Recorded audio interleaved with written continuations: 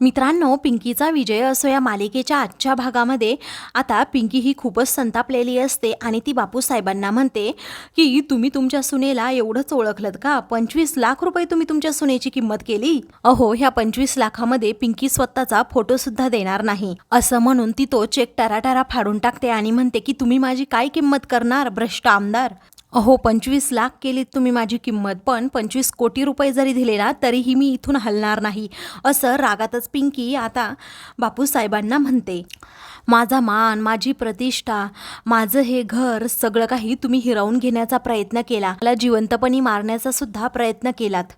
अहो, माझे पप्पा, माझी निरी या दोघांनाही तुम्ही गुलामासारखं वागवलत आणि माझे सर्वस्व असणारे माझे धनी यांना तर तुम्ही माझ्यापासून दूर लोटलं आणि या सर्वांची किंमत मी आयुष्यभर पैसा कमावला ना तरीही पुन्हा भरून निघू शकत नाही बापूसाहेब.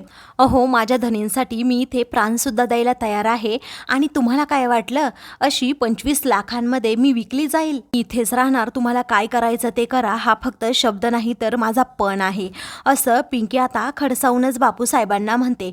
त्यावरती बापूसाहेब जागेवरून हसतच उठतात आणि म्हणतात की पाहूचा पण पाखराच्या पंखामध्ये किती बळ आहे. मी तुला दसऱ्यापर्यंतची मुदत देतो, तू गावकऱ्यांसमोर जाऊन सांगायचं की मी पिंकी आहे आणि मीच हे नकली औषधांचा घोळ घातला होता. जर असं केलं नाही तर मग बघ मी काय करतो ते. ज्या केसालाही धक्का लागणार नाही याची गॅरंटी मी देतो आणि जर असं केलं नाही तर गावकरी तुला माहिती आहे ना काय करतील, ठेचून ठेचून मारतील आणि तुझं अंतिम क्रियाकर्म युवराज धोंडे पाटीलच करणार ह्यावेळी, मी तुला खात्रीने सांगतो. तेव्हा आता पिंकी रागातच म्हणते, झालं का तुमचं स्वप्न रंगवून झालं असेल तर एक सांगते, तुम्हाला काय वाटलं माझ्या धनींना जर समजलं की मीच पिंकी आहे तर ते मला कुणालाही टचसुद्धा करू देणार नाही आणि हे मी आत्मविश्वासाने सांगते. तर तुम्ही काय मला चॅलेंज देता? तुम्ही काय म्हणालात दसरा ना, आता दिलं तुम्हाला चॅलेंज. आता दसऱ्यापर्यंतच तुम्ही तुमचे सगळे गुन्हे कबूल करायचे, नाही तर दसऱ्याला एकीकडे रावणाचं दहन होत असेल आणि दुसरीकडे मी तुमच्या पापाचा घडा फोडत असेल. आणि काय हो, तुम्ही मरणाच्या दारातून आलेले वेळ मरणाचं भय दाखवतात. तुम्ही तर सर्व काही माझ्यापासून हिरावून घेतलं आणि लोकांसमोर मला मारून देखील टाकलं. आता माझ्याकडे काय राहिलंय? तुम्ही तर सर्वस्व माझ्यापासून हिरावून घेतलंच आहे. आता माझ्याकडे गमवण्यासारखं काहीच राहिलं नाही आणि ज्याच्याकडे गमवण्यासारखं काही नसतं ना तो कुठलाही धोका पत्करायला तयार असतो असं रागातच आता पिंकी बापूसाहेबांना म्हणते. तर तुम्ही तुमची काळजी घ्या, माझी काळजी करू नका. आता मी पिंकी नाही तर तुमच्या मानेवर लटकणारी धारदार तलवार आहे असं समजा. आता पिंकीच्या स्टाईलमध्ये चुटकी वाजवत पिंकी आता बापूसाहेबांना म्हणते, युअर टाईम स्टार्ट नाऊ. तर आता पिंकी त्यानंतर बाहेर येते. तर बाहेर युवराज हा तेथे स्विमिंग पूलजवळ झोपलेला असतो. तर आता पिंकी म्हणते, धनींची तंद्री लागलेली दिसते, असं वाटतंय की त्यांना जाऊन सगळं काही सांगावं. तर आता युवराज पिंकीकडे पाहतो, त्याला झोप लागलेलीच नसते. तेव्हा तो विचारतो, एवढ्या रात्री तुम्ही इथे कसे? तर पिंकी म्हणते, तुमच्याबरोबर थोडं बोलायचं होतं, पण आता जाऊ द्या, तुम्ही झोपला आहात ना तर ठीक आहे. हा युवराज मनातल्या मनात विचारतो की तुम्हाला मला जाब विचारायचं असेल की मी समोर असताना तुम्ही असा लग्नाचा घाट का घेतलाय? अहो कारभारीणबाई, माझ्याबरोबर तुम्ही भांडा, मला जाब विचारा ना. तर आता पिंकी तेथून जात असताना युवराज तिला थांबवतो आणि म्हणतो, तुमच्या मितालींदी बरोबर माझं लग्न ठरलंय, तुम्हाला आनंद नाही झाला का? तर ती पिंकी आता रागातच म्हणते की पिंकी वहिनींचं काय झालं हे सर्वात जास्त महत्त्वाचं आहे. तुम्ही त्याचा शोध घेतलाच नाही आणि लगेच मितालींदी बरोबर लग्नासाठी तयार पण झालात. अहो, कोणत्याही गोष्टीची शहानिशा न करता तुम्ही पिंकी वहिनींना लगेच मृत घोषित सुद्धा केलं. त्यावरती आता पिंकी वहिनी जिवंत आहे असंही तुम्हाला वाटतं ना? पिंकी विचारते. त्यावरती युवराज म्हणतो, नाही असं नाही वाटत. तर मग त्या दिवशी जेव्हा इन्स्पेक्टर साहेब हे पुरावे दाखवत होते तेव्हा मग तुम्ही का नाही म्हणालात? कारण माझी कारभारीण जिवंत आहे या मतावर तुम्ही का ठाम राहिलात? असं आता पिंकी उलट विचारते. तेव्हा युवराज आता काहीच बोलत नाही, तो आपला गप्प बसतो. आता माझ्या कारभारणीबद्दल तुम्हाला एवढी सहानुभूती का आहे? तुम्ही त्यांचा एवढा विचार का करताय? असं युवराज पिंकीला विचारतो. तेव्हा पिंकी आता रागातच त्याला म्हणते, अहो त्याच्याशी काही घेणं देणं आहे का? त्यांच्या बाबतीत घात झाला आहे, देव ना करो ती आज आहे तर उद्या नसेल. तुम्ही मला मदत करणार का असं ती विचारते. म्हणजे मला सत्य शोधून काढायचं आहे नक्की पिंकी वहिनींच्या बाबतीत काय झालं होतं. त्यावरती आता युवराज म्हणतो की मी काहीही तुम्हाला सांगू शकत नाही. युवराज काही न बोलल्यामुळे पिंकी म्हणते की तुम्हाला जर मला मदत करायची नसेल तर नका करू. मी काय आज आहे आणि उद्या नाही, प्रत्येक गोष्टीचा एंड हा होतच असतो. तेव्हा आता युवराजला खात्रीने समजतं की पियू हीच पिंकी आहे, कारण तिच्या बोलण्यातून ते स्पष्टपणे जाणवलेलं असतं. तर आता युवराज मनातल्या मनात म्हणतो मला समजलंय तुम्हीच पिंकी आहात, माझ्या कारभारीण आहात. पण आता तुम्ही जोपर्यंत माझ्याकडे मदत मागत नाही ना तोपर्यंत मी पण गप्पच बसणार. तर आता दुसऱ्या दिवशी युवराज आणि घरातील सगळेजण हॉलमध्ये येतात. तर सुशीला आणि चित्रा या दोघीही मितालीच्या हाताला पकडून तिला हळूहळू चालायला सांगून बाहेर घेऊन येतात, कारण तिला चालता येत नसतं.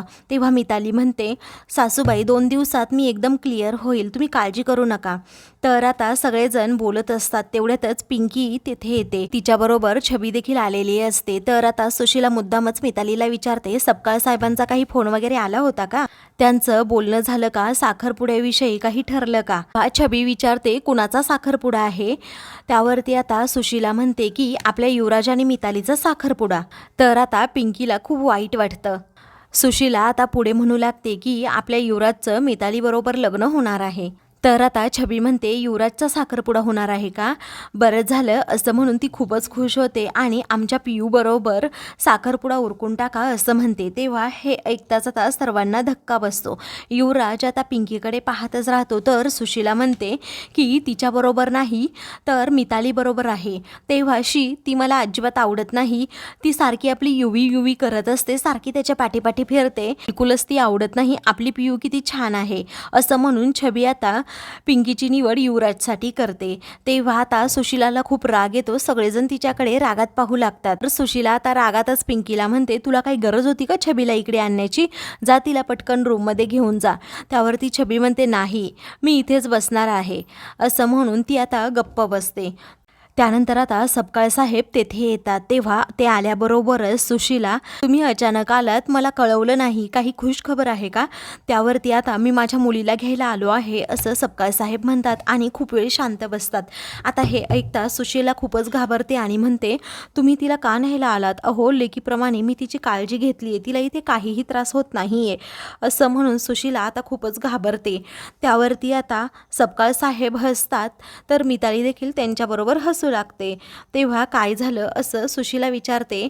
तेव्हा अहो 2 दिवसानंतर साखरपुडा आहे म्हटल्यावर मुलगी ही माहेरहूनच आली पाहिजे असा आपला नियम आहे ना, त्यामुळे मी तिला घ्यायला आलोय. तेव्हा हे ऐकताच आता सुशीलाला खूपच आनंद होतो.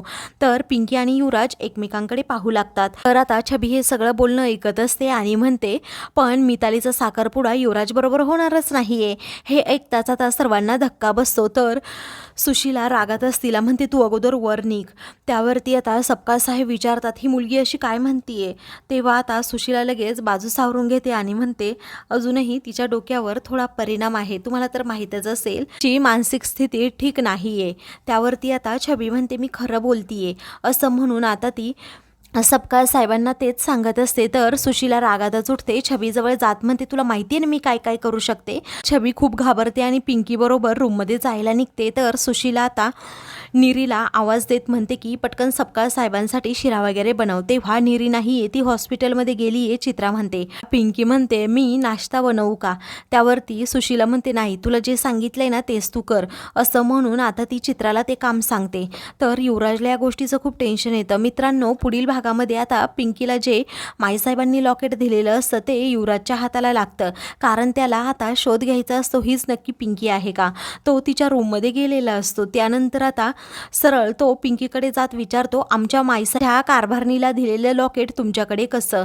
तर आता पिंकी खूपच घाबरते. अशाच मालिकेंचे पुढील पाहण्यासाठी चॅनलला सबस्क्राईब करा.